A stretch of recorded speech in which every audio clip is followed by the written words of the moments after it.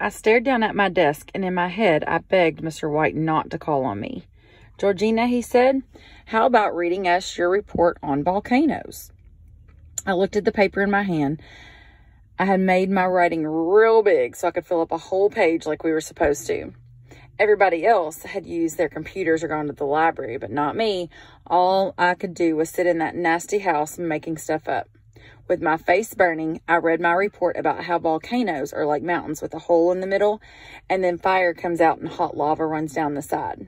My whole report lasted about 2 seconds, and then it was over and everybody laughed. I was sure I could hear Luann and Liza laughing louder than anybody else. Mr. White said, shh, and put his hand on my shoulder. Thank you, Georgina, he said, and my heart swelled up with love for him. My report was nothing but great big made-up words, but he was still being nice to me. He wasn't going to holler at me like he had hollered at Luke Ketchum. I hadn't been doing too good in school lately, but I still look forward to being there. At least at school, I knew how my day was going to go. I knew we'd say the Pledge of Allegiance, and then we'd raise our hands if we wanted grilled cheese instead of chicken fingers for lunch. Then we'd look up there on the chalkboard, and our whole day would be written out. Math, and then reading, a science test, and then gym. No surprises.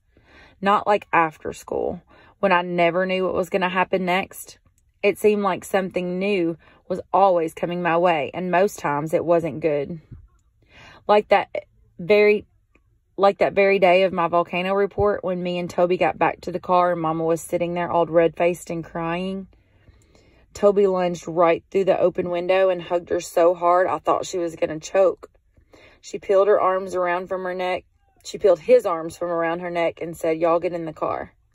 I got in my usual spot in the back, but Toby jumped in the front, pushing all the boxes and bags and things aside.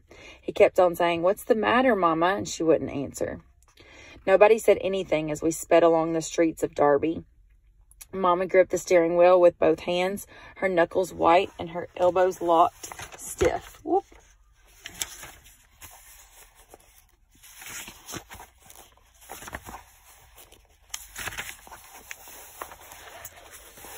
When we stopped at the red light, she put her head down on the steering wheel. The light turned green, and a big truck behind us honked while Mama didn't even look up. Mama, I said. Nothing. The truck horn honked again, and somebody yelled, Mama, I said again. The truck roared around us, and the man driving it hollered and shook his fists at us. I had a feeling something bad was about to happen. The light's green, I said. Mama lifted her head up off the steering wheel and stared out at the road. Another horn honked behind us. I got fired at the cleaners, she said. Can you believe that? How come, I said. Mama breathed out a big whoosh. Who knows, she said. Because I was late once or twice, I reckon. Or because I don't use that pressing machine fast enough. Or maybe just because I'm alive. She didn't even turn her head when another car whipped around us, honking like crazy.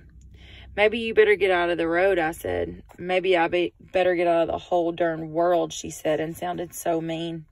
She swiped at tears and wiped her nose with her hand. Maybe I better just disappear off the face of the earth. Poof, like that. She snapped her fingers. Wouldn't that be nice? I felt words bubbling up inside me until they came busting out. Yeah, I hollered, that would be nice. I kicked the back of the seat and made Mama's head jerk, but she kept staring straight ahead.